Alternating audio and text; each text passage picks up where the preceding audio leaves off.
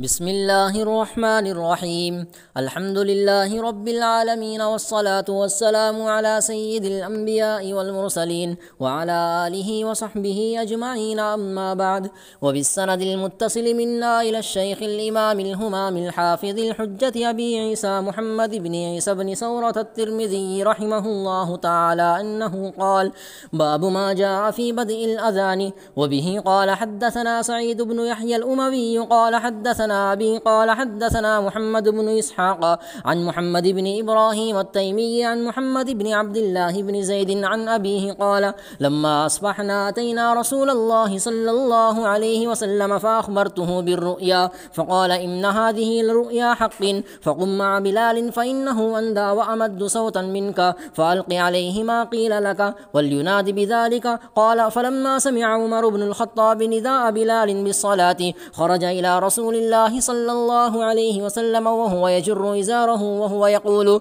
يا رسول الله والذي بعثك بالحق لقد رأيت مثل الذي قال فقال رسول الله صلى الله عليه وسلم فلله الحمد فذلك أثبت. وفي الباب عن ابن عمر رضي الله عنهما قال أبو عيسى حديث عبد الله بن زيد حديث حسن صحيح وقد روى هذا الحديث إبراهيم بن سعد عن محمد بن إسحاق أتم من هذا الحديث وأطول وذكر فيه قصة الأذان مثنى والإقامة مرة وعبد الله بن زيد هو ابن عبد ربه ويقال ابن عبد رب ولا نعرف له عن النبي صلى الله عليه وسلم شيئا يصح إلا هذا الحديث الواحد في الأذان. وعبد الله بن زيد بن عاصم المازني له أحاديث عن النبي صلى الله عليه وسلم وهو عم عباد بن تميم.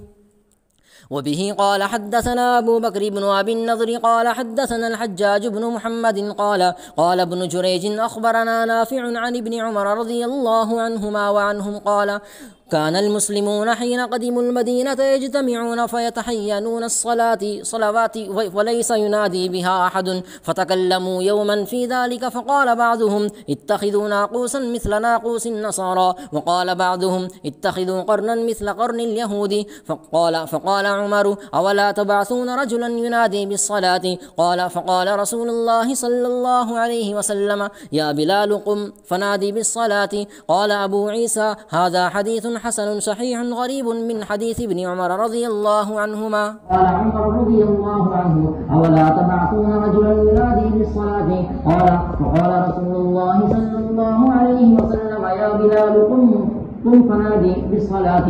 قال أبو عيسى هذا حديث حسن صحيح غريب من حديث ابن عمر رضي الله عنهما.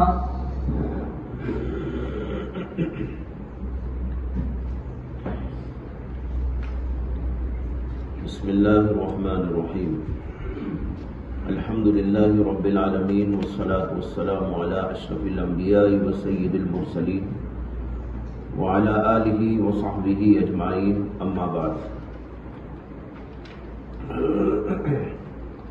باب ما جاء في بدء الأذان. یہ باب ہے اذان کی ابتدا کے سلسلے میں. اذان کیسے مشروع ہوئی اور کس طرح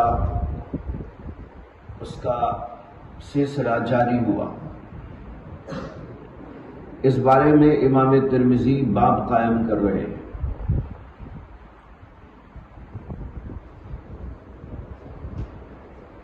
اکثر بیشتر علماء کے نزدیک اذان کی ابتدا مدینہ منورہ میں ہوئی ہے.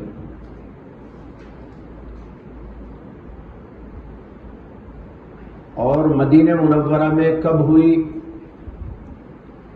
بعض حضرات کہتے ہیں کہ سن 3 ہجری میں ہوئی، اور دوسری رائے یہ ہے کہ سن 1 ہجری میں ہوئی، یعنی ہجرت مدینہ کے پہلے ہی سال اذان کی مشروعیت ہو گئی تھی. اور اس کی دلیل یہ ہے کہ قرآن کریم میں اللہ تعالیٰ نے فرمایا یا ایھا الذین آمنوا اذا نودی للصلاۃ من یوم الجمعۃ فاسعوا الی ذکر اللہ. اس کے اندر جمعہ کے دن اذان کا ذکر ہے.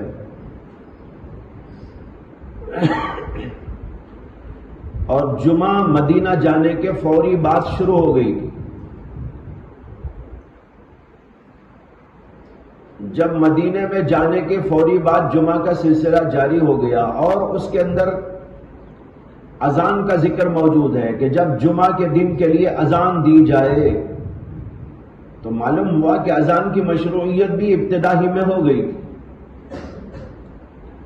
اس لیے یہی قول اصح ہے کہ پہلے ہی سال ہجرت کے اذان مشروع ہوئی. بعض حضرات کا خیال یہ ہے کہ مدینے سے پہلے ہی اذان کی مشروعیت ہو گئی تھی، جبکہ ابھی اللہ کے نبی علیہ السلام مکہ مکرمہ میں تھے. اور ان حضرات نے بعض دلیلوں سے استدلال کیا ہے جس میں یہ آتا ہے کہ اللہ کے نبی علیہ السلام جب معراج میں تشریف لے گئے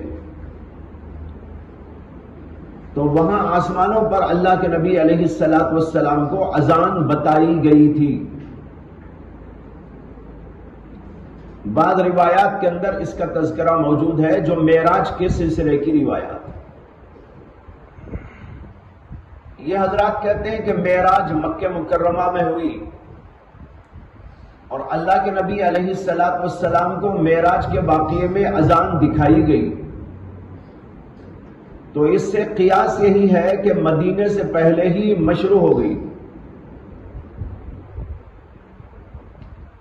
لیکن علامہ ابن حجر عسقلانی رحمۃ اللہ علیہ نے فتح الباری کے اندر ان روایات کو ضعیف قرار دیا ہے جس کے اندر معراج میں اذان دکھانے و سکھانے کا ذکر ہے.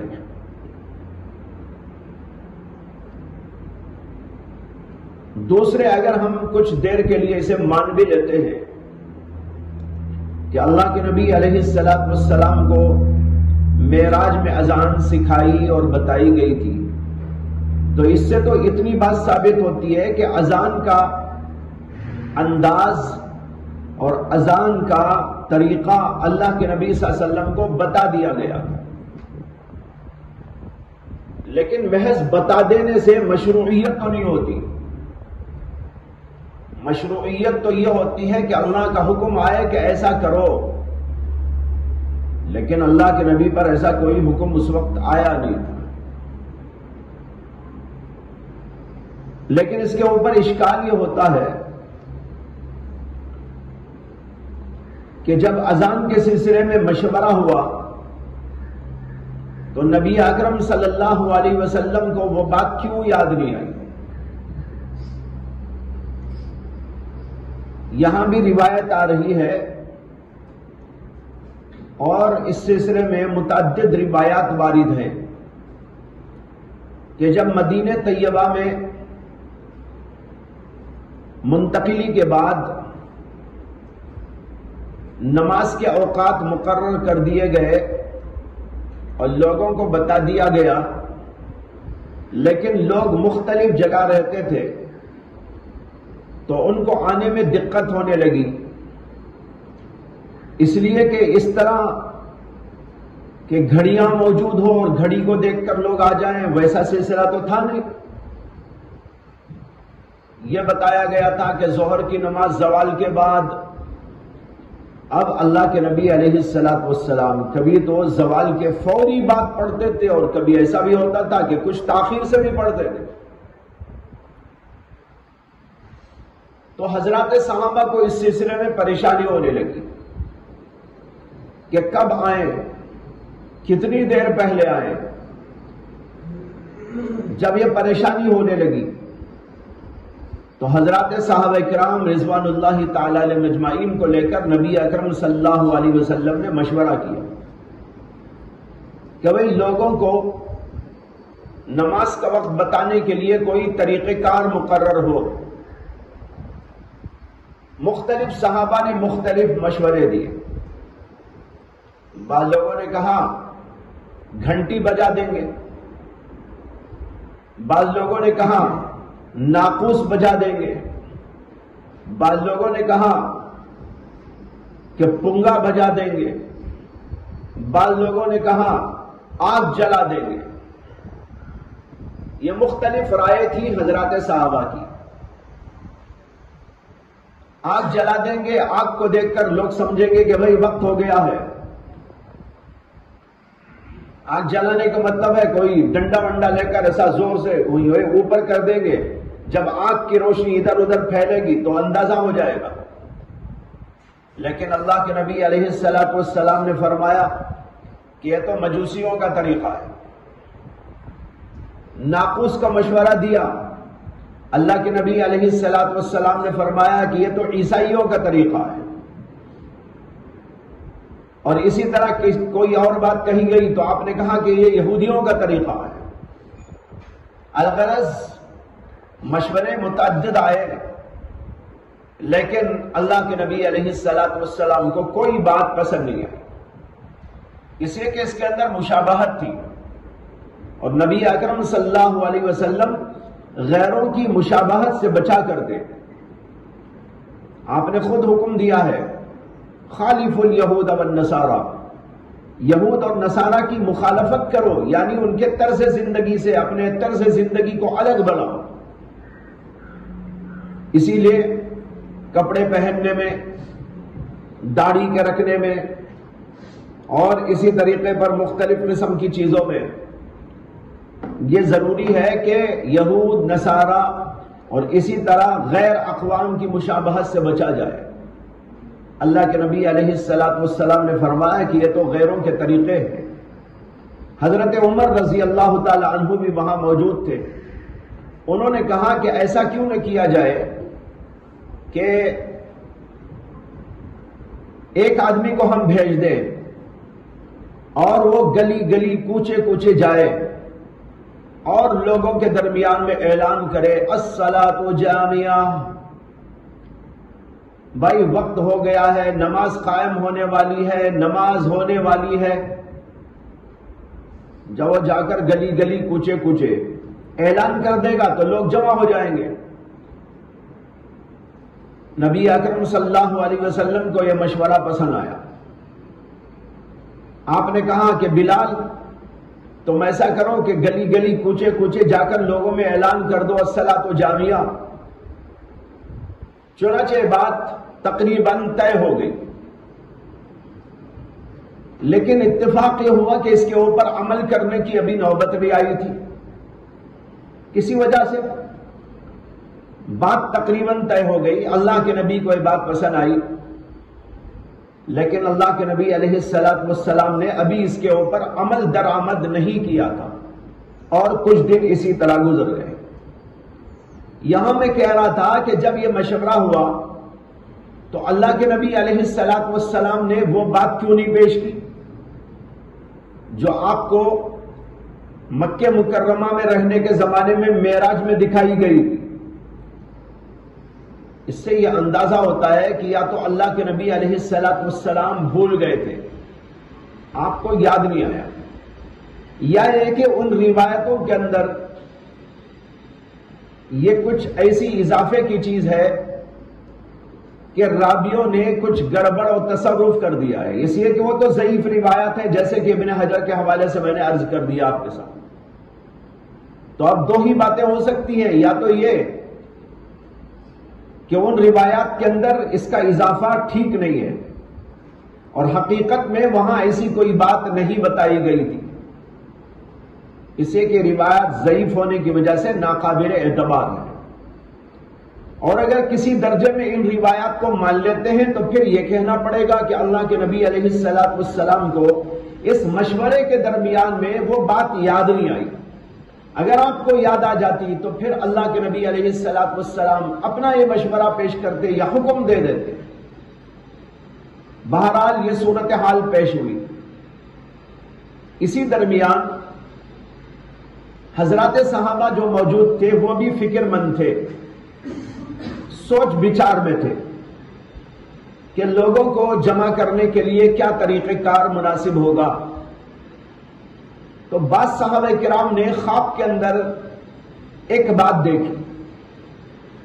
خواب تو بہت سے لوگوں نے دیکھا اور ایک ہی قسم کا دیکھا، لیکن خواب دیکھنے والے لوگوں میں سب سے زیادہ پہل کر سبقت کر کے اللہ کے نبی علیہ السلام کو خواب سنانے و بتانے والے صحابی حضرت عبداللہ ابن زید ابن عبد ربہ تھے. انہوں نے سب سے پہلے آ کر اللہ کے نبی علیہ السلام کو اپنا خواب سنایا. انہوں نے کہا کہ مجھے خواب کے اندر ایسا ایسا دکھائی دیا. یہاں تو اس کی تفصیل موجود نہیں ہے، لیکن روایات مختلف جگہ پر موجود ہے. علامہ زیلعی نے تخریج ہدایہ کے اندر ان روایات کو جمع کیا ہے. حاصل اس کا یہ ہے کہ حضرت عبداللہ بن زید ابن عبد ربہ نے خواب کے اندر دیکھا کہ ایک شخص ہے جو ناقوس بجاتا ہوا جا رہا ہے. خواب ہی کے اندر وہ اس سے کہتے ہیں کہ ارے بھائی یہ ناقوس مجھ کو چاہیے، کتنے میں بیچو گے؟ وہ شخص کہتا ہے کہ کیا کرو گے؟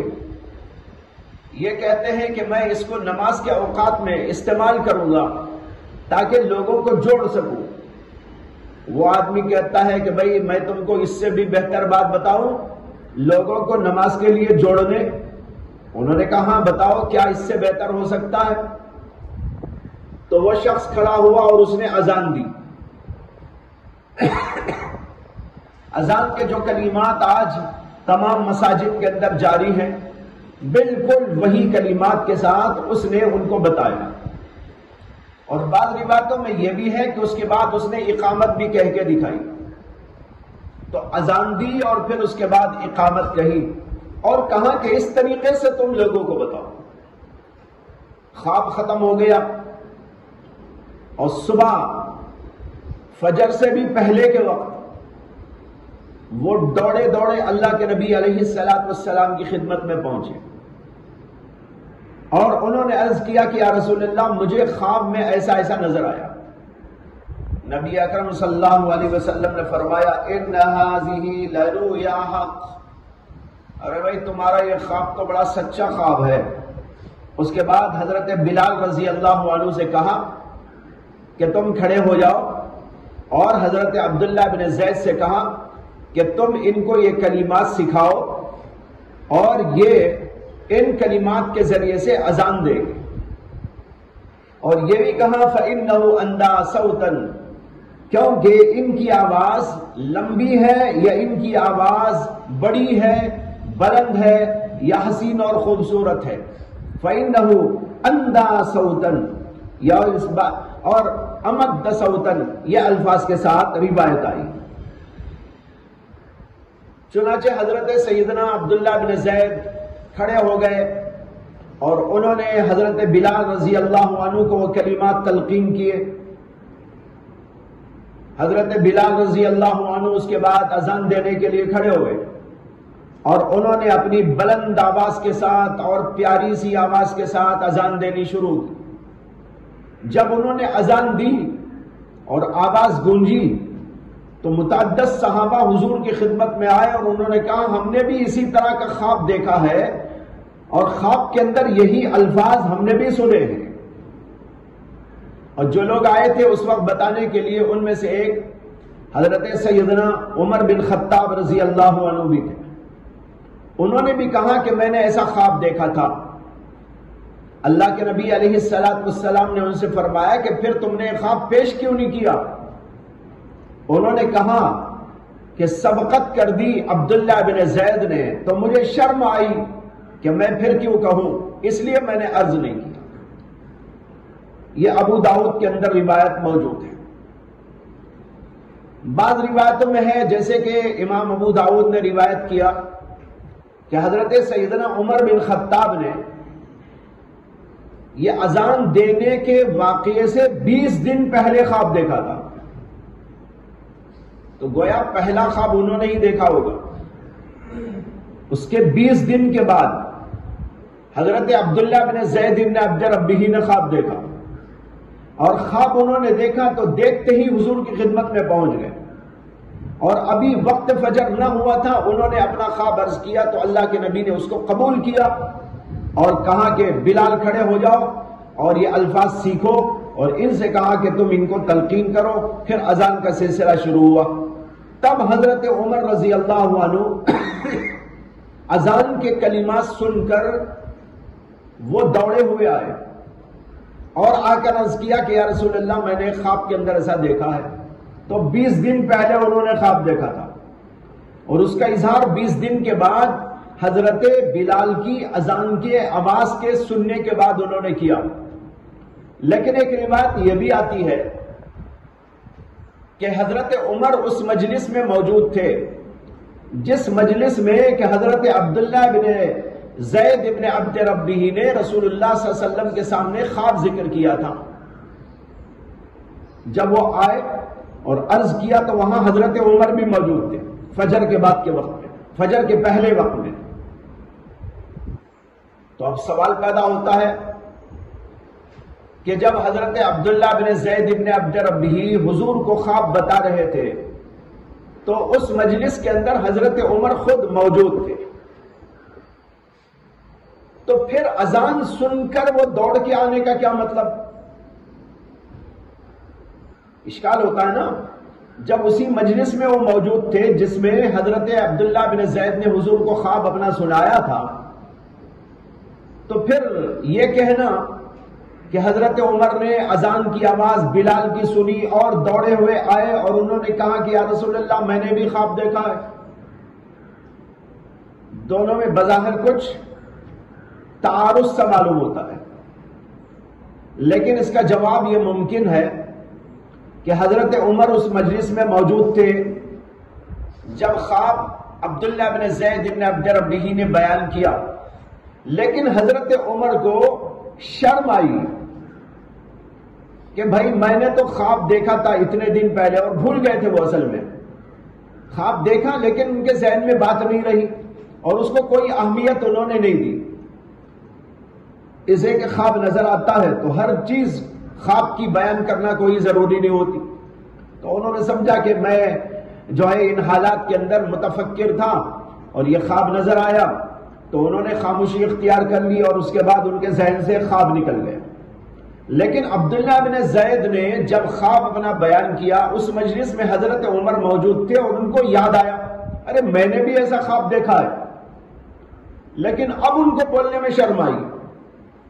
اس کے لیے جب حضور نے ان سے پوچھا کہ تم نے خواب بیان کیوں نہیں کیا، تو انہوں نے کہا مجھے شرم آئی اس لیے کہ عبداللہ بن زید نے سبقت کر لی تھی.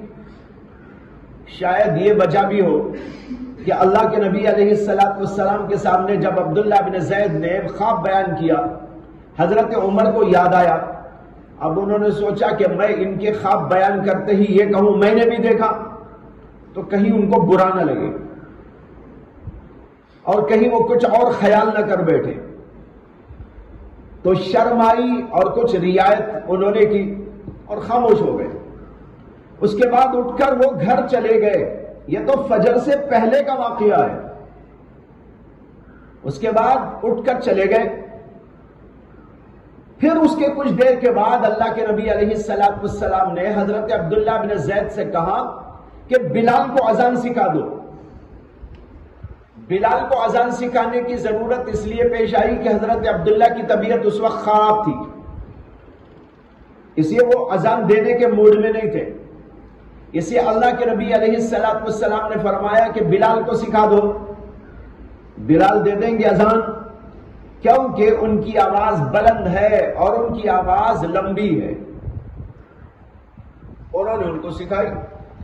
اب حضرت بلال نے جب اذان کے کلمات زور سے باہر کھڑے ہو کے دیے تو حضرت عمر نے سنا تو ان سے رہا نہیں گیا.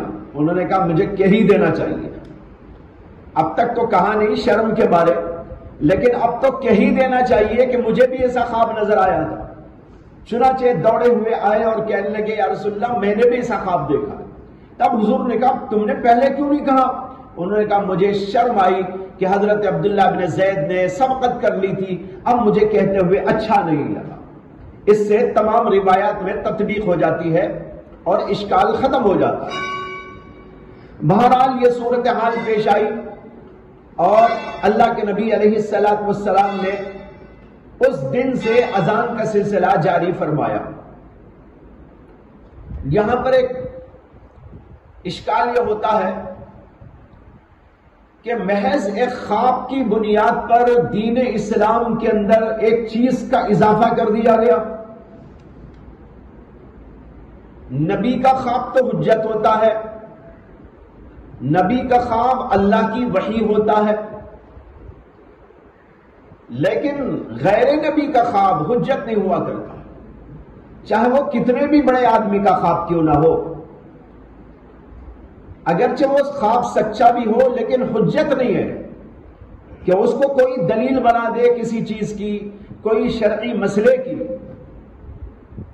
تو اب یہاں سوال پیدا ہوتا ہے کہ خواب دیکھنے والوں نے خواب دیکھا، ٹھیک، خواب سچا بھی تھا، ٹھیک، لیکن اس کی بنیاد پر دین کے اندر ایک چیز کا اضافہ کیسے کر سکتے ہیں؟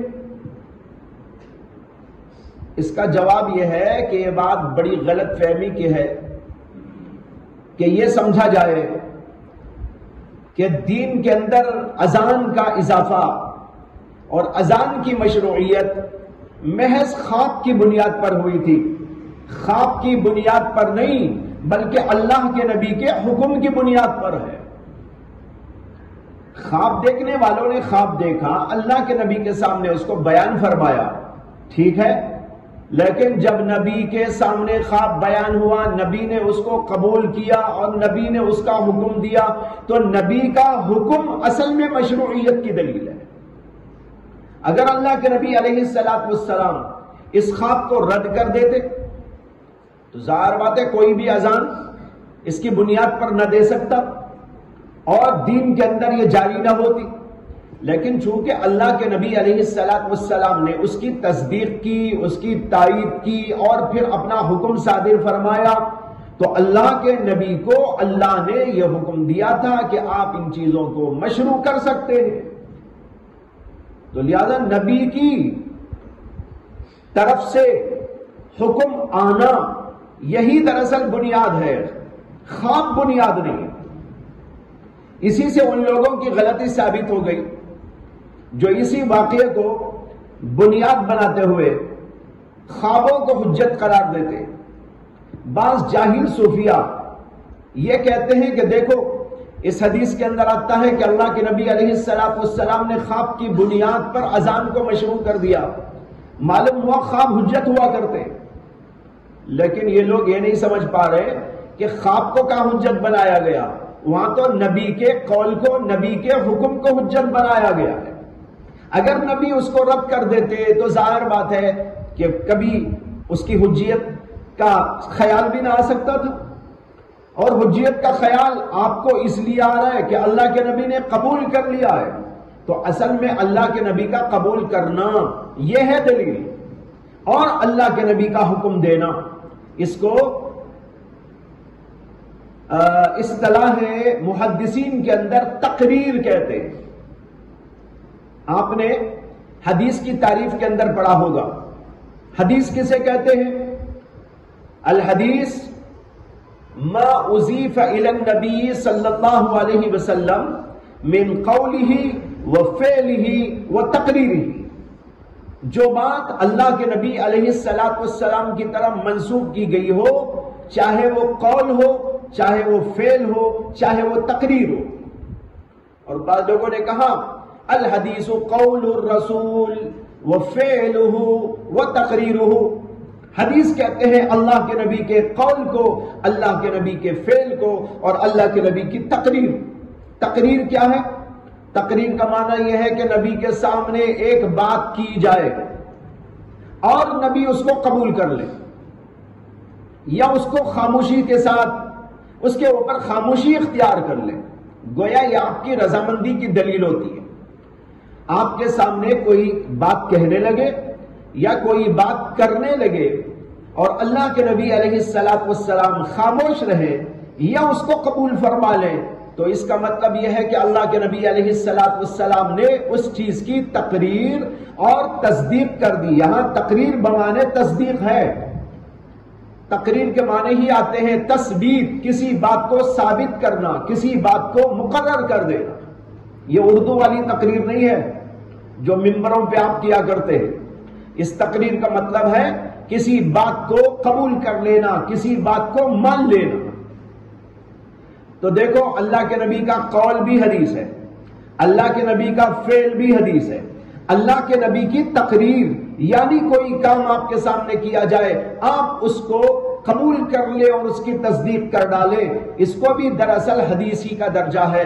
یہاں اذان کی مشروعیت اسی تقریر کی بنیاد پر ہوئی ہے، یعنی اللہ کے نبی کی توثیق کی بنیاد پر، اللہ کے نبی کی تصدیق کی بنیاد پر۔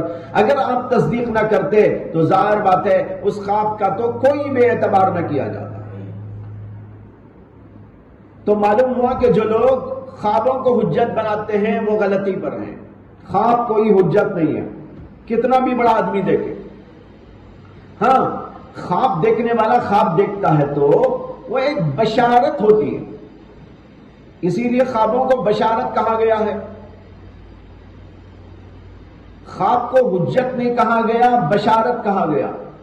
خواب دیکھنے والے نے خواب دیکھا، اچھا خواب نظر آ رہا تو وہ اپنے لیے سمجھے کہ بھائی باعث طمانینت ہے، باعث سکون ہے، بڑی راحت مل رہی ہے، بڑا اطمینان ہو رہا ہے وغیرہ وغیرہ، یہ سمجھ سکتا ہے۔ یا کوئی ایسی بات خواب کے اندر دیکھ رہا ہے جو شریعت کا کوئی حکم ثابت کر رہی ہے تو وہ مانا جا سکتا ہے، اس لیے کہ شریعت اصل ہے، خواب اسی کے مطابق آ گیا ہے۔ اگر کسی نے خواب ایسا دیکھا جو شریعت کے خلاف ہو تو دیکھنے والا کتنا بھی بڑا آدمی ہو لیکن اس کی خواب کو حجت نہیں مانا جائے گا، کہا جائے گا کہ آپ سے غلطی ہو رہی ہے اور آپ نے جو خواب دیکھا ہے اس میں کچھ غلطی واقع ہو گئی ہے، یا خواب آپ کا جھوٹا ہے، یا اس میں کوئی تعویل کی جائے گی۔ جیسے کہتے ہیں کہ ایک آدمی نے خواب دیکھا تھا کہ رسول اکرم صلی اللہ علیہ وسلم اس کے خواب میں آئے اور اس سے کہتے ہیں شراب پیو، شراب پیو۔ اب شراب پیو کا حکم اللہ کے نبی خواب میں دے رہے تو کیا اسے حجت مان کر شریعت کا جو حکم ہے اس کو ختم کر دیا جائے گا؟ شریعت میں تو حکم ہے شراب حرام اور خواب میں اللہ کے نبی کہہ رہے شراب پیو۔ خواب دیکھنے والا خواب دیکھ رہا ہے لیکن یہ حجت نہیں۔ اب یہاں کہا جائے گا اس سے غلطی ہو گئی، کچھ سمجھا نہیں ہوگا۔ ہاں خواب میں جو آدمی اللہ کے نبی کو دیکھتا ہے وہ اللہ کے نبی ہی کو دیکھتا ہے، یہ تو ٹھیک ہے، لیکن اللہ کے نبی کی زبان سے جو الفاظ نکل رہے ہیں ہو سکتا ہے کہ سمجھنے والے نے ٹھیک طور پر نہ سمجھاؤ، آپ نے کچھ کہا اس کو سمجھ میں کچھ آ گیا۔ ارے بھائی بیٹھے بیٹھے بیداری اور یقظے کی حالت میں آدمی کچھ سن کر کچھ سمجھ لیتا ہے تو کیا خواب کے اندر ایسا نہیں ہو سکتا کہ کچھ کہا جائے اور کچھ سمجھ لے؟ جب بیداری میں ممکن ہے تو خواب میں کیوں نہ ممکن ہے؟ اس لیے ہم کہیں گے کہ بھائی اللہ کے نبی نے کچھ اور کہا ہوگا، وہ بات جو شریعت کے خلاف اس سے سمجھ میں آ رہی ہے وہ کبھی قابل قبول نہیں۔ یا تو خواب ہی کو رد کر دو کہ تم سے دیکھنے میں کچھ غلطی ہو گئی، سننے میں غلطی ہو گئی، یا نہیں تو اس میں کوئی تعویل کرو۔ چنانچہ بعض لوگوں کے پاس جب یہ خواب پیش کیا گیا تو بہت سے لوگوں نے یہی کہا کہ بھائی پتہ نہیں اللہ کے نبی نے کچھ کہا ہوگا، تم نے کچھ سمجھ لیا ہوگا۔ بعض علماء نے اس کا جواب دیا اور انہوں نے کہا کہ تم نے خواب جو دیکھا بالکل ٹھیک دیکھا ہے، وہ آدمی شرابی تھا، انہوں نے تعبیر کی اور اس کی تعبیر دی، انہوں نے کہا اللہ کے نبی نے جو تم سے کہا ہے شراب پیو، یہ دراصل زجرن و توبیخن فرمایا ہے۔ شراب پیو زجرن و توبیخن فرمایا ہے، یہ بالکل ایسا ہے جیسے کہ کوئی شرارت پہ شرارت کرتا چلا جائے، اس کے اوپر تنبیہات کی جائے لیکن تنبیہات کا کوئی اثر نہ ہو، تو پھر کوئی بڑا آدمی یہ بھی کہہ دیتا ہے کرو کرو دیکھتا ہوں، کرو کرو بھائی شرارت، مارو چیخے۔ اب یہاں یہ کہنے کا مطلب یہ تھوڑا ہی ہے کہ جو ہے سننے والا شرارت کرنا شروع کر دے، یہ تو ایک تنبیہ ہے، ڈانٹ ہے۔ اسی طرح اللہ کے نبی نے اس سے کہا شراب پیو، یعنی مطلب ٹھیک ہے دیکھو کیا نتیجہ نکلتا ہے۔ تو دیکھیے خواب وہی حجت ہو سکتا ہے، یعنی اسی خواب کو مانا جا سکتا ہے جو شریعت کے مطابق ہو. اگر شریعت کے مطابق نہیں تو اس خواب کا کوئی اعتبار نہیں. اور خواب اصل میں جیسے میں نے کہا ایک بشارت کی چیز ہوتی ہے، اس سے زیادہ اس کی کوئی حیثیت نہیں ہوا کرتی. بہرحال یہ درمیان میں بحث تھی، اور اس لیے کہ علماء نے یہ بحث یہاں پر اٹھائی ہے کہ بعض لوگوں نے اسی حدیث کو حجت قرار دیتے ہوئے، اسی حدیث سے خواب کو حجت قرار دیتے ہوئے استدلال کیا، لیکن علماء نے اس کا یہ جواب دے دیا کہ اصل میں اللہ کے نبی علیہ السلام کی تقریر کی بنیاد پر اذان کی مشروعیت ہوئی ہے، محض خواب کی بنیاد پر. تو اللہ کے نبی نے کہا ان ھذہ لرؤیا حق، اور یہ بھی کہا فقم مع بلال، تم بلال کو لے کر ساتھ میں کھڑے ہو جاؤ. یعنی بلال کو تلقین کرو، تعلیم دو. فَإِنَّهُ أَنْدَى وَأَمَدُّ صَوْتًا مِنْكَ، دو لفظ آئے ہیں. پوری حدیث یہ ہے اوپر سے حضرت عبداللہ بن زید بن عبد ربہ کہتے ہیں لما اصبحنا اتینا رسول اللہ صلی اللہ علیہ وسلم. یہ اس لمبی روایت کا اختصار ہے جو میں آپ کو سنا چکا ہوں کہ انہوں نے رات میں خواب دیکھا تھا، پھر صبح ہوئی تو حضور کی خدمت میں آئے. یہاں بات یہاں سے شروع ہو گئی، خواب کا ذکر نہیں ہے اس میں. لما اصبحنا، جب ہم نے صبح کی، اتینا رسول اللہ صلی اللہ علیہ وسلم، تو ہم حضور اقدس صلی اللہ علیہ وسلم کی خدمت میں حاضر ہوئے. فاخبرته بالرؤیا، اور میں نے اللہ کے نبی علیہ السلام کو خواب کی خبر دی کہ میں نے ایسا ایسا خواب دیکھا ہے. فقال، آپ نے کہا ان ھذہ لرؤیا حق، بلا شبہ یہ سچا خواب ہے، حق خواب ہے. فقم مع بلال، پس تم بلال کے ساتھ کھڑے ہو جاؤ.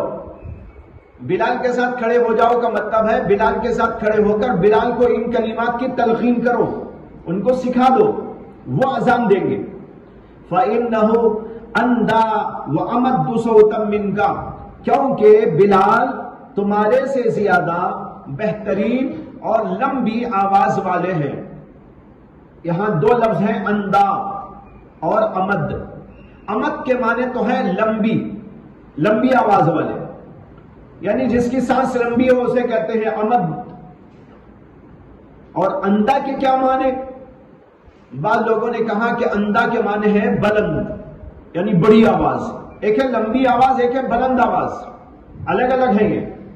امدو کے معنی تو آتے ہیں لمبی، سانس لمبی ہوتی ہے نا بعض لوگوں کی، اور بعض لوگوں کی سانس بہت چھوٹی ہوتی ہے. یہ تو ہوا امد کا معنی. اور اندا کے معنی بعض علماء یہ بتاتے ہیں بلند آواز. تو اندا کا ترجمہ ہوا ارفع صوتا منک، وہ تمہارے سے زیادہ اونچی آواز والے ہیں. اور بعض لوگوں نے اس کا ترجمہ کیا ہے احسن صوتا منک، تمہارے سے زیادہ اچھی آواز والے. اگر یہاں پر اندا کے معنی احسن کے ہیں تو اس میں اشارہ ہے کہ مؤذن بہترین آواز والا ہونا چاہیے. بھدی آواز والا ہوگا تو لوگوں کو دلچسپی کم پیدا ہوگی. اس لیے بہترین آواز ہو، بہترین لب و لہجہ ہو، اور اذان بہتر انداز سے کہنے والا ہو، ایسا آدمی مؤذن ہونا چاہیے. شیخ سعدی نے لکھا ہے کہ ایک آدمی مسلمان ہوا، کسی علاقے کا رہنے والا، اور پھر اس کے بعد اس کو ایک سفر درپیش تھا. وہ ایک علاقے میں سفر کر کے گیا، وہاں پر ایک مؤذن اذان دے رہا تھا، اور اتنی بھدی آواز کے ساتھ اذان دے رہا تھا. شیخ سعدی لکھتے ہیں کہ اس نے یہ آواز سننے کے بعد میں کہا کہ ایسا دین تو مجھے نہیں چاہیے، بے دین ہو گیا. یعنی اندازہ کرو کہ اس کا اثر کہاں کہاں تک پڑتا ہے. اس لیے بہترین انداز سے اذان دینے والا ہونا چاہیے، بھدا نہ ہو. جب اذان کی آواز لوگوں تک پہنچے تو ان کے دل کھنچے کھنچے آئے، وہ سننے پر مجبور ہو جائیں، ارے کیا بہترین آواز آ رہی ہے، کیا بہترین لے آ رہی ہے، اس کو سننے کے لیے لوگ بے چین ہو اور ان کے دل کھنچے کھنچے چلے آئے، تب جا کر اذان کا اثر مرتب ہوگا۔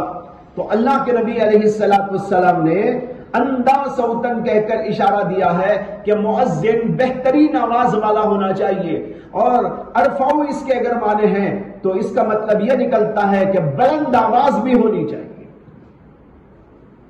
اور چونکہ اندا کے دونوں ہی معنی آتے ہیں تو اگر ہم دونوں ہی معنی کی رعایت کر لیں تو یہ بھی ممکن ہے، لہذا دونوں معنی کی رعایت کرتے ہوئے مؤذن ایک تو اچھی آواز والا ہونا چاہیے اور دوسرے بلند آواز والا بھی ہونا چاہیے۔ خیر آج کل تو لاؤڈ اسپیکر آ گیا تو بلند آواز کی ضرورت نہیں، جس کی آواز پست بھی ہو چھوٹی بھی ہو لاؤڈ اسپیکر اسے بڑا بنا کر دور تک پہنچا دیتا ہے۔ اس زمانے میں چونکہ لاؤڈ اسپیکر نہیں تھا تو آواز بلند رکھنے والا آدمی دے گا تو دور دور تک آواز پہنچے گی، لیکن اب تو اس کی وجہ سے کہیں تک بھی آپ آواز پہنچانے کا انتظام کر سکتے ہیں، چاہے آواز چھوٹی ہی کیوں نہ ہو، لیکن بھائی جو بھی آواز ہے وہ بہترین آواز ہونا چاہیے، بہترین لب و لہجے میں اذان دینا چاہیے، اس کا بڑا گہرا اثر پڑتا ہے۔ اگر ایسا نہیں ہوتا تو جو ہے لوگوں کے دل اس کو سننے کی طرف مائل نہیں ہو۔ چنانچہ بہت سارے آج بھی آپ دیکھتے ہیں مؤذن ایسے ہیں کہ ان کی اذان سننے کو طبیعت ہی نہیں چاہتی، بھدی آواز، الفاظ بالکل غلط، الٹے سیدھے سے لفظ ہے، کچھ بول رہا ہے کچھ۔ میرا گھر بچپن میں ایک جگہ تھا بیرواڑی کے قریب، وہاں پر ایک مسجد ہے، بڑی مسجد، اس کے جو مؤذن صاحب تھے ہماری پوری بچپن کی زندگی میں ان کی اذان سنتے رہے، اور ان کی اذان یوں تھی، اللہ اکبر اللہ اکبر، اللہ کو جا کر اللہ، پوری زندگی یہی سنتا رہا، بچپن کی بات بول رہا ہوں۔ اب اللہ اکبر یہی اذان دے دی۔ اب ایسے پتہ نہیں کتنے مؤذنین دنیا میں ہیں، آج بھی ہیں، عجیب و غریب اذان دے رہے، نہ الفاظ صحیح ہے، نہ انداز صحیح ہے، نہ حسن صوت ان کے پاس موجود ہے۔ ایک بار میرے استاد حضرت مولانا مفتی نصیر احمد صاحب رحمت اللہ علیہ بنگلور آئے تھے، اور ان کو بانم باڑی کسی کام سے جانا تھا، تو انہوں نے مجھے بھی اپنے ساتھ لے لیا۔ ہم یہاں سے وہاں پر پہنچے، اور جب ایک جگہ پر ایک مسجد میں جانا تھا تو وہاں کار کھڑا کر کے حضرت اتر رہے تھے، اتنے میں مؤذن اذان دینے لگا۔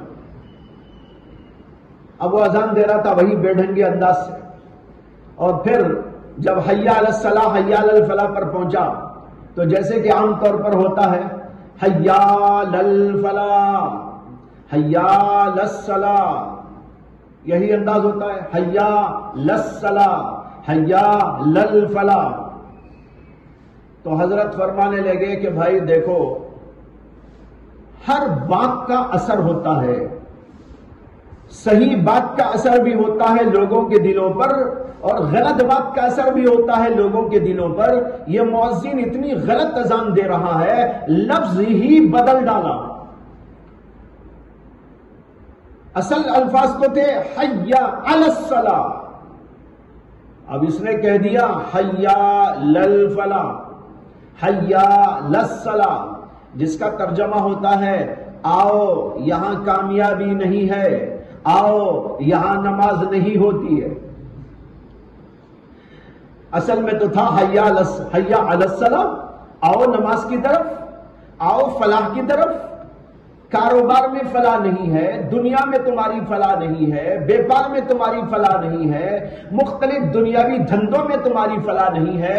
اگر تم فلاح و کامیابی چاہتے ہو تو نماز کی طرف آؤ، نماز کی طرف آنے میں تمہارے لیے فلاح و کامیابی کا دروازہ کھل سکتا ہے۔ یہ ہے جب یہ صحیح انداز سے لوگوں کے کانوں میں بات پہنچے گی تو صحیح بات کا اثر بھی ہوگا۔ لیکن ساری دنیا کے مؤذنین عام طور پر یہی کہہ رہے ہیں آج، حی علی الصلاۃ۔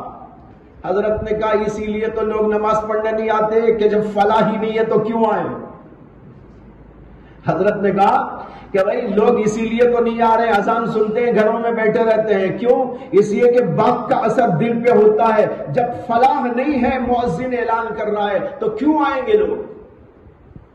اتنا گہرا اثر پڑتا ہے اس کا، تو اس لیے مؤذن جو ہے ٹھیک ہونا چاہیے۔ خیر یہ درمیان میں بات تھی تو کہا فَإِنَّهُ أَنْدَى وَأَمَدُّ صَوْتًا، آگے ہے فَأَلْقِ عَلَيْهِ مَا قِيلَ لَكَ، بلال کے ساتھ کھڑے ہو کر بلال کے اوپر وہ الفاظ تلقین کرو، ڈالو جو تم کو بتائے گئے ہیں، جو تم نے اذان کی آواز، اذان کے الفاظ خواب کے اندر سنے وہی ان کو سنا دو، ان کو بتا دو۔ وَلْيُنَادِ بِذَلِكَ، اور بلال ان کلمات کے ذریعے سے اذان کہیں گے۔ وَلْيُنَادِ بِذَلِكَ، یہ یونادی کی ضمیر بلال کی طرف جا رہی ہے۔ القی، یہ حکم دیا جا رہا ہے اللہ کے نبی کی طرف سے حضرت زید بن عبد ربہ کو کہ تم بلال کو وہ باتیں تلقین کرو اور ان کے سامنے ان چیزوں کو ڈالو جو تم کو کہے گئے، تم کو بتائے گئے۔ وَلْيُنَادِ بِذَلِكَ، اور بلال اذان دیا کریں گے۔ یہاں پر سوال یہ ہے کہ بلال کو کیوں مقرر کیا اللہ کے نبی نے، اور حضرت عبداللہ بن زید بن عبد ربہ ہی کو کیوں نہ مقرر کر دیا؟ جواب اس کا یہ ہے کہ یہاں خود اللہ کے نبی نے اس کی وجہ بیان کر دی۔ بعض روایتوں سے معلوم ہوتا ہے کہ حضرت عبداللہ بن زید بن عبد ربہ کی طبیعت اس وقت ٹھیک نہیں تھی، ضعف اور کمزوری ان کے اندر تھی، اس لیے اگر وہ اذان اس وقت دیتے بھی تو ٹھیک طور پر دینے کے قابل نہ ہوتے۔ اور دوسری حکمت تو اس سے سمجھ میں آ گئی کہ ان سے زیادہ حسن صوت اور ان سے زیادہ لمبی آواز والے اور اونچی اور بلند آواز والے حضرت بلال حبشی رضی اللہ تعالی عنہ تھے، اس لیے اللہ کے نبی علیہ السلام نے ان کو مقرر کیا۔ تو وہ بھی ٹھیک تھے لیکن بلند آواز یہاں پر تھی، اچھی آواز یہاں پر تھی۔ اس سے یہ بھی معلوم ہو گیا کہ حضرت بلال حبشی ظاہری شکل اور صورت کے اعتبار سے تو معمولی قسم کے تھے، بلکہ بھونڈے قسم کے تھے، کالے کلوٹے تھے، لیکن آواز ان کی بڑی اچھی تھی۔ اور یہ دیکھنے میں بھی آیا ہے کہ عام طور پر کالے لوگوں کی آواز بڑی اچھی ہوتی ہے۔ ہمارے جلال آباد میں افریقہ کے ایک طالب علم تھے، ان کا نام کچھ تھا کہ پیر کے نام سے تھے، تو وہ اذان دیا کرتے تھے، پڑھتے تھے، وہ طالب علم تھے، ہم تو چھوٹے تھے، وہ کافی بڑے طالب علم تھے، تو وہ اذان دیا کرتے تھے۔ اتنی بہترین اذان تھی ان کی، لاجواب۔ اور عشاء کے وقت میں عام طور پر وہ اذان دیتے تھے اور فجر میں اذان دیتے تھے، تو ایسا معلوم ہوتا تھا کہ پورا مدرسہ جھوم رہا ہے، پورا مدرسہ ہی گویا جھوم رہا ہے، ایسی عجیب کیفیت تھی ان کی اذان کے اندر۔ حضرت مولانا شاہ مسیح اللہ خان صاحب نور اللہ مرقدہ ان کی اذان سننے کے لیے اپنے کمرے سے باہر آ کے کھڑے ہوتے تھے، اندر آواز کم آتی ہے، حضرت کا گھر ذرا دور، تو وہاں اپنے گھر کے باہر آواز آتی ہے، اس لیے آ کر باہر کھڑے ہو کے سنتے تھے۔ تو دیکھو کسی کو اللہ تبارک و تعالی حسن صوت عطا کر دیتے۔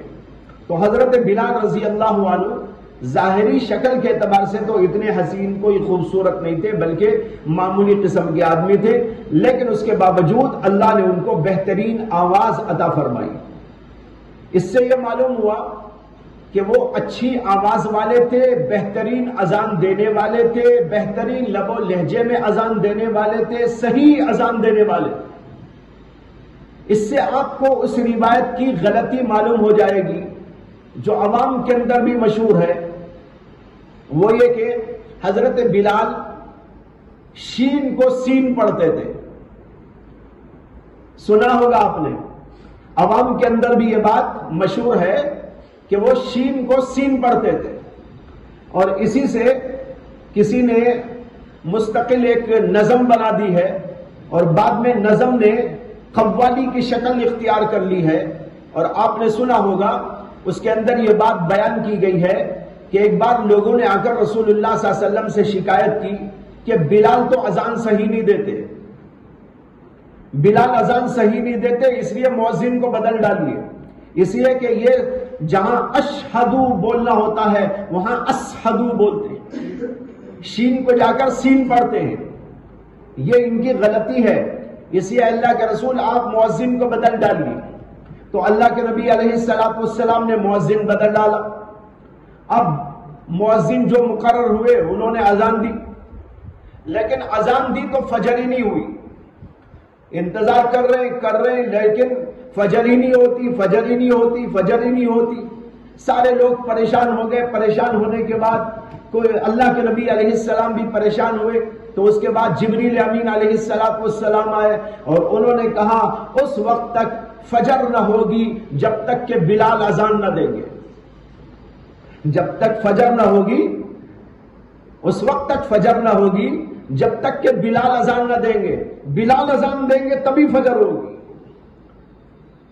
یہ قوالی میں بنا کر لوگ پڑھتے ہیں اور عوام کے اندر بہت دلچسپی سے اس کو سنا جاتا ہے، واہ واہ بھی کرنے والے واہ واہ کرتے، لیکن یہ بالکل بے تکی روایت ہے، موضوع ہے، من گھڑت ہے، اس کی کوئی جو ہے سچائی نہیں ہے، بالکل بے ڈھک قسم کی روایت ہے، پتہ نہیں کس نے گھڑ لیا اور کہاں سے گھڑ کے بیان کر دیا ہے، اور کسی شاعر نے اسی کو نظم بھی کر دیا ہے۔ اس حدیث سے تو معلوم ہوا کہ حضرت بلال بہترین اذان والے تھے، بہترین اذان دیتے تھے، اور اللہ کے نبی نے اسی بنیاد پر ان کو مقرر کیا تھا کہ وہ بہترین انداز سے اذان دینے والے تھے، آواز لمبی بھی تھی، اچھی بھی تھی، اور صحیح اذان دینے والے تھے۔ اور اس روایت کی غلطی تو خود اس کے الفاظ سے بھی ظاہر ہے۔ علماء محدثین نے ایک بات لکھی ہے کہ موضوع روایت کی پہچان خود کبھی اسی کے لفظ سے، اسی کے لب و لہجے سے ہو جاتی ہے۔ اس میں کہا جا رہا ہے کہ جو ہے دوسرے آدمی نے اذان دے دی لیکن فجر نہ ہوئی، فجر نہ ہوئی، فجر نہ ہوئی، حضور پریشان ہو گئے، اور پھر اس کے بعد جبریل آئے اور جبریل نے آ کر کہا کہ یا رسول اللہ اس وقت تک فجر نہ ہوگی جب تک کہ بلال اذان نہ دیں گے۔ سوال یہ ہے کہ فجر ہونے کے بعد اذان ہوتی ہے یا فجر کے پہلے ہوتی ہے؟ یہ روایت خود بتا رہی ہے کہ جھوٹی روایت ہے، اس کے اندر خود اس کے جھوٹ ہونے کی دلیل موجود ہے۔ ارے بھائی اذان ہوتی ہی ہے اس وقت میں جب فجر ہو جائے، فجر ہونے سے پہلے کون سی اذان ہوتی ہے؟ تو معلوم ہوا کہ یہ تو من گھڑت قصہ ہے، صحت اس کے اندر بالکل نہیں۔ بہرحال آگے دیکھیے، کہتے ہیں فلما سمع عمر بن الخطاب رضی اللہ عنہ نداء بلال بالصلاة خرج الى رسول اللہ صلی اللہ علیہ وسلم وهو يجر ازارہ۔ جب حضرت عمر رضی اللہ عنہ نے بلال رضی اللہ تعالی عنہ کی اذان کے لیے، نماز کے لیے اذان سنی، ندا یہاں اذان کے معنی میں ہے، ندا سنی، خرج الى رسول اللہ، تو وہ اللہ کے رسول صلی اللہ علیہ وسلم کی طرف چلے آئے، وَهُوَ يَجُرُّ إِزَارَهُ، اس حالت میں کہ وہ اپنی ازار کو گھسیٹ رہے تھے، یعنی ابھی پوری طرح اس کو اوڑے نہیں تھے، نیچے لٹک رہی تھی، اسی طرح جلدی سے جلدی حضور کی خدمت میں آ گئے۔ وَهُوَ يَقُول، اور وہ کہہ رہے تھے یا رسول اللہ وَالَّذِي بَعَثَكَ بِالْحَقِّ لَقَدْ رَأَيْتُ مِثْلَ الَّذِي قَالَ، کہنے لگے کہ یا رسول اللہ اس ذات کی قسم جس نے آپ کو حق دے کر بھیجا ہے، میں نے اسی طرح خواب دیکھا ہے جیسے کہ بلال بول رہے، بلال جیسے اذان دے رہے اسی طرح کا میں نے بھی خواب دیکھا تھا۔ فقال رسول اللہ صلی اللہ علیہ وسلم فللہ الحمد، اللہ کے نبی نے کہا اللہ کا شکر ہے، فذالک اثبت، یہ بات تو اور زیادہ مضبوط کر دینے والی ہے، ایک تو انہوں نے خواب دیکھا، ایک تم نے خواب دیکھا، اس طرح یہ بات اور زیادہ مضبوط ہو گئی۔ میں نے عرض کر دیا تھا اور لوگوں نے بھی خواب دیکھا ہے۔ اب یہاں پر اس روایت سے اختلاف معلوم ہوتا ہے جس میں ہے کہ حضرت عبداللہ ابن زید ابن عبد ربہ جب خواب بیان کرنے حضور کی خدمت میں آئے تھے تو وہاں عمر بھی موجود تھے، اب یہاں آ رہا ہے کہ اذان سن کر وہ گھر سے چلے آئے، دونوں میں بظاہر ٹکراؤ ہے۔ اس کا جواب میں نے دے دیا تھا، بتایا تھا کہ اصل یہ ہے کہ اس وقت وہاں موجود تھے اور خواب انہوں نے بیان کیا تو اس کو سن کر وہ خاموش ہو گئے اور شرم کی وجہ سے انہوں نے اپنا خواب بیان نہیں کیا۔ اس کے بعد ہو سکتا ہے کہ اٹھ کر گھر چلے گئے۔ اب پھر یہاں حضور نے بلال کو حکم دیا اور حضرت عبداللہ بن زید سے کہا کہ ان کو اذان سکھا دو۔ چنانچہ انہوں نے سکھانے کے بعد اذان دی۔ اس میں کچھ وقت لگا ہے، ظاہر بات ہے کہ وقت لگے گا، ایسا تو نہیں کہ جو ہے اسی وقت سب ہو گیا۔ اب اس میں ہو سکتا ہے کہ ایک آدھ گھنٹہ پون گھنٹہ لگا ہو، ان کو سکھایا گیا، بتایا گیا، پھر اس کے بعد وہ کھڑے ہوئے اذان دینے کے لیے، ترتیب بنائی گئی، تو اس میں کچھ وقت لگا۔ اس وقت تک حضرت عمر وہاں موجود نہیں تھے، وہ اپنے گھر چلے گئے تھے۔ جب حضرت بلال رضی اللہ عنہ نے اذان دی تو حضرت عمر کے دل میں آیا کہ جا کر کہی ڈالے، اسی آ کر انہوں نے کہا کہ یا رسول اللہ میں نے وہی دیکھا ہے جو انہوں نے اذان کے اندر کہا ہے۔ وفی الباب عن ابن عمر رضی اللہ عنہ قال، اس باب میں حضرت ابن عمر سے بھی روایت ہے، قال ابو عیسیٰ حدیث عبداللہ بن زید حدیث حسن صحیح۔ کہتے ہیں وقد روا ھذا الحدیث ابراہیم ابن سعد عن محمد ابن اسحاق اتم من ھذا الحدیث واطول وذکر فیہ قصۃ الاذان مثنى مثنى والاقامہ مرۃ مرۃ۔ کہتے ہیں کہ اسی حدیث کو ابراہیم بن سعد نے محمد بن اسحاق کے حوالے سے اس سے زیادہ اتم اور اکمل طور پر بیان کیا ہے، اور وہ وہی ہے جو میں نے عرض کر دیا آپ کے سامنے۔ خواب دیکھا تھا، خواب میں کیا دیکھا تھا، کیسا دیکھا تھا، اس میں اذان بھی ہے، اقامت بھی ہے، اذان اقامت دونوں چیزیں اس کے اندر ہیں، اس کا ذکر کر رہے ہیں۔ وَذَكَرَ فِيهِ قِصَّةَ الْأَذَانِ، اور اس کے اندر خواب کا قصہ اذان کا، مسنا مسنا، اقامت مرتن مرتن، یہ بھی دیکھا۔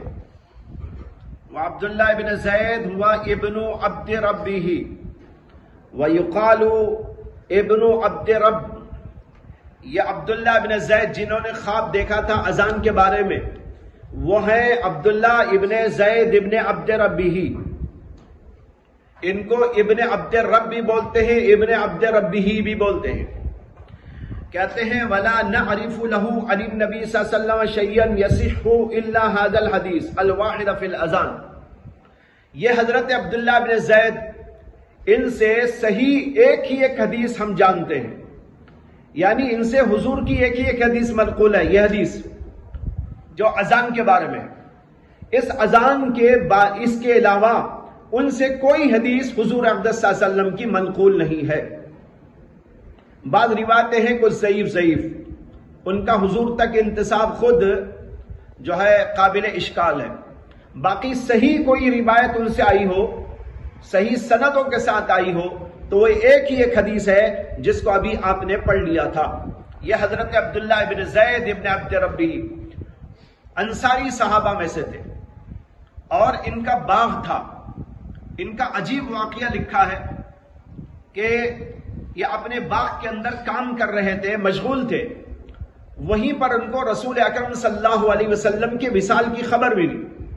جو ہی اللہ کے نبی صلی اللہ علیہ وسلم کی وصال کی خبر ملی، ان کے اوپر وہ بجلی بن کر گری، اور انہوں نے فوراً ہاتھ اٹھا کر اللہ سے دعا کی، اے اللہ مجھے یہ آنکھیں اس لیے محبوب تھی اور آنکھوں کو اس لیے میں رکھنا چاہتا تھا کہ میں اس کے ذریعے تیرے حبیب کی زیارت کیا کروں، لیکن جب آپ کے نبی دنیا میں موجود ہی نہیں ہے تو مجھے آنکھوں کی کوئی ضرورت نہیں ہے، اے اللہ مجھے اندھا کر دیجیے۔ کہتے ہیں کہ اسی وقت اندھے ہو گئے۔ اتنا عشق تھا اللہ کے نبی علیہ السلام سے کہ اللہ کے نبی علیہ السلام کے وصال پر انہوں نے اپنی آنکھوں کو بھی برقرار رکھنا نہیں چاہا۔ وہ کہنے لگے کہ میں تو اللہ کے نبی کو دیکھنے کے لیے آنکھوں کو چاہتا تھا، جب اللہ کے نبی ہی موجود نہیں ہے تو مجھے آنکھوں کی کیا ضرورت ہے، اب میں کوئی اور چیز دیکھنا نہیں چاہتا۔ اتنا عشق۔ انہی کا وہ واقعہ بھی ہے کہ ایک بار اللہ کے نبی علیہ السلام کی خدمت اقدس میں حاضر ہوئے اور عرض کرنے لگے کہ یا رسول اللہ پوری رات مجھے نیند نہیں ہے، بے چینی کے ساتھ گزارا ہوں۔ آپ نے پوچھا کہ کیوں؟ عرض کرنے لگے کہ یا رسول اللہ ایک بات ذہن میں آ رہی تھی، اس کی وجہ سے پریشان تھا اور پوری رات خواب نہیں کر سکا، یعنی سو نہیں سکا۔ آپ نے پوچھا کہ کیا بات ذہن میں آئی؟ کہنے لگے ذہن میں سوال پیدا ہوا، جب قیامت ہوگی اور آپ جنت میں چلے جائیں گے اور آپ کا درجہ تمام سے بلندتر ہوگا، اور ہم پتہ نہیں کہ اولاً جنت میں جائیں گے کہ دوزخ میں جائیں گے، اور اگر جنت میں چلے بھی گئے تو پتہ نہیں کون سے درجے میں کہاں پر ہوں گے، اور اتنی بڑی جنت میں آپ کا مقام سب سے بلند ترین اور ہمارا پتہ نہیں کہاں مقام ہوگا۔ تو ایسی صورت میں میرے ذہن میں سوال آ رہا تھا بار بار کہ جنت میں جا کے کیا مزہ آئے گا جہاں نبی کا دیدار ہی نہ ہو، جہاں نبی کی ملاقات ہی نہ ہو، جہاں آپ کی زیارت ہی کا موقع نہ ملے۔ آپ کا اتنا بلند ترین مقام کہ ہم پہنچ کہاں سکیں گے وہاں پر؟ جب پہنچ نہیں پائیں گے تو آپ کی زیارت اور آپ کی ملاقات اور آپ سے بات چیت کے بغیر جنت، اس جنت میں کیا مزہ آئے گا؟ یہ سوچ سوچ کر مجھے پوری رات نہیں ہوئی ہے۔ کیا عشق تھا، عجیب و غریب عشق تھا۔ کہنے لگے اللہ کے نبی علیہ السلام، ابھی آپ کچھ انتظار کر رہے تھے، آپ نے کوئی جواب نہیں دیا۔ کچھ دیر کے بعد جبریل امین علیہ السلام آئے اور انہوں نے اللہ کا سلام پیش کیا، اور اس کے بعد میں کہا کہ اللہ نے قرآن کریم کے اندر یہ آیت آپ پر نازل کی، اور آیت کریمہ سنائی، من یطیع اللہ والرسول فاولئک مع الذین انعم اللہ علیہم من النبیین والصدیقین والشہداء والصالحین وحسن اولئک رفیقا۔ جو آدمی اللہ کی اور اللہ کے رسول کی اطاعت کرتا ہے وہ ان لوگوں کے ساتھ میں ہوگا، فاولئک مع الذین، یہ ان لوگوں کے ساتھ میں ہوں گے۔ کن لوگوں کے ساتھ؟ انعم اللہ علیہم، جن کے اوپر اللہ نے اپنا انعام نازل کیا ہے۔ کون ہے وہ انعام یافتہ بندے؟ من النبیین والصدیقین والشہداء والصالحین۔ اس میں نبیوں کا بھی ذکر ہے، تو ان کو بتایا اللہ کے نبی نے کہ تمہارے سوال کے جواب میں اللہ نے آیت نازل کر دی ہے کہ اگر تم اطاعت خداوندی اور اطاعت رسول کرتے رہو گے تو قیامت کے دن وہاں جانے کے بعد بھی تم کو معیت نبی حاصل ہوگی، وہاں بھی تم کو میری زیارت کا موقع ملے گا۔ چنانچہ وہاں بھی اللہ کے نبی علیہ السلام جن کو چاہیں گے اجازت دیں گے، جو اطاعت والے بندے جنت میں جائیں گے تو ان کو موقع ملے گا کہ اللہ کے نبی علیہ السلام کی زیارت ہو، ملاقات ہو۔ یہ آیت انہی کے بارے میں نازل ہوئی ہے۔ تو بہرحال ان صحابی کا تذکرہ آپ کے سامنے آ گیا، اور آگے ہے وہ عبداللہ بن زید بن عاصم المازنی لہو احادیث عن النبی صلی اللہ علیہ وسلم وہو ام عباد بن تمیم۔ ایک اور صحابی بھی اسی نام کے ہیں، عبداللہ بن زید، لیکن ان کے دادا کا نام دوسرا ہے۔ عبداللہ ان کا نام، باپ کا نام زید۔ یہ صحابی بھی عبداللہ ہے، ان کے باپ کا نام زید، لیکن ان صحابی کے دادا کا نام عاصم ہے اور ان کے دادا کا نام عبد ربی ہی ہے۔ یہ فرق ہے۔ تو عبداللہ ابن زید ابن عبد ربی سے تو ایک ہی حدیث ہے، لیکن عبداللہ ابن زید ابن عاصم مازنی سے بہت ساری روایات ہیں۔ آپ نے بخاری میں بھی ان کی روایات پڑھی ہے اور پڑھیں گے، اور ترمذی کے اندر بھی شروع کے اندر ان کی روایتیں خاص طور پر جو ہے وہ وضو کے سلسلے میں گزری۔ وضو کے سلسلے میں کچھ روایتیں جو شروع میں گزری ہیں وہ انہی بزرگ سے ہیں، یعنی حضرت عبداللہ بن زید بن عاصم رضی اللہ عنہ سے۔ ان سے بہت ساری روایات ہیں، اور یہ چچا ہوتے ہیں عباد بن تمیم کے۔ اس کے بعد دوسری روایت نقل کی ہے حضرت عبداللہ بن عمر سے۔ حضرت عبداللہ بن عمر رضی اللہ تعالی عنہ سے مروی ہے کہ انہوں نے کہا کان المسلمون حین قدموا المدینہ یجتمعون فیتحینون الصلوات۔ مسلمان جب مدینہ آئے تو وہ جمع ہوتے تھے اور نمازوں کے اوقات کا اندازہ کرتے تھے. فَيَتَحَيَّنُونَ الصَّلَاةَ، پس وہ نماز کے اوقات کا اندازہ کر کے نمازیں پڑھتے تھے.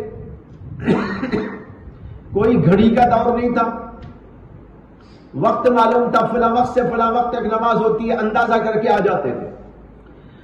کہتے وَلَيْسَ يُنَادِي بِهَا أَحَدٌ، اور اس زمانے کے اندر کوئی آدمی اذان کی ندا نہیں دیا کرتا تھا، یعنی اذان نہیں ہوا کرتی تھی.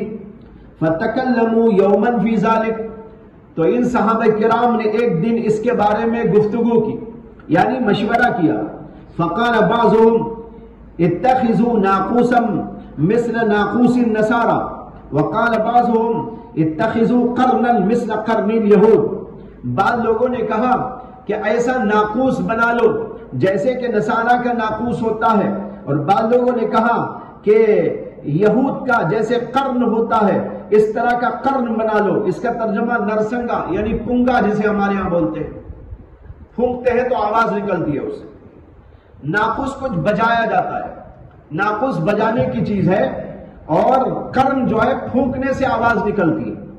قال، راوی کہتے ہیں فقال عمر بن الخطاب، اس موقع پر حضرت عمر بن خطاب نے کہا اولا تبعثون رجلا ینادی بالصلاۃ، کیا تم لوگ کسی آدمی کو نہیں بھیج دیتے کہ وہ ندا کرے لوگوں کے درمیان میں اذان، لوگوں کے درمیان میں نماز کی، یعنی گلی گلی کوچے کوچے ایک آدمی جا جا کر اعلان کر دے بھائی وقت ہو گیا وقت ہو گیا، چلو چلو چلو، یا الصلاۃ جامعہ، ایسے کسی الفاظ کے ساتھ لوگوں کو دعوت دے دیا کرے. قال، راوی کہتے ہیں فقال رسول اللہ صلی اللہ علیہ وسلم یا بلال، اللہ کے رسول بھی اس مجلس میں موجود تھے. بعض روایتوں میں ہے کہ جب یہ مشورے ہوئے تو اللہ کے رسول نے کہا کہ ناقوس یہ نصارہ کا طریقہ ہے، قرن یہ یہودیوں کا طریقہ ہے، اور ایک مشورہ یہ بھی آیا تھا کہ آگ جلا دی جائے گی، تو اللہ کے نبی نے کہا یہ مجوسیوں کا طریقہ ہے.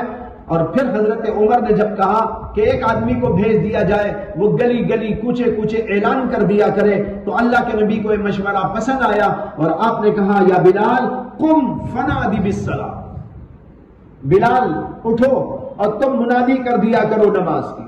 یہاں نادی سے مراد، منادی سے مراد یہ مشروع اذان نہیں ہے، بلکہ یہاں پر مراد ہے مطلق کوئی آواز لگا دینا.